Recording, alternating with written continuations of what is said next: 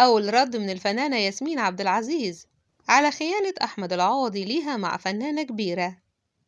علقت الفنانة ياسمين عبد العزيز على خيانة أحمد العوضي ليها بعد إعلان انفصالهم أمس. ونشرت ياسمين عبد العزيز عبر حسابها بموقع التواصل الاجتماعي إنستجرام منشور كتبت فيه: أشهد أمام الله أن هذا الرجل لم يخونني خلال 5 سنين جواز، وانفصالنا شيء قدري مش بإيدينا.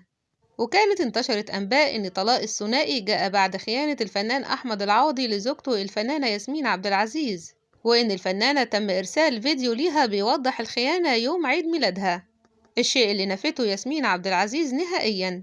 ولا يزال خبر انفصال الثنائي الأكثر شهرة بالوسط الفني متداول عبر مواقع التواصل الاجتماعي، فإلى الآن جمهور العوضي وياسمين في صدمة من خبر انفصالهم. اكتشفت إن في نوع من أنواع الخيانة في كواليس، وأول في آخر مشكلة إن فنانة كبيرة سبب الموضوع ده.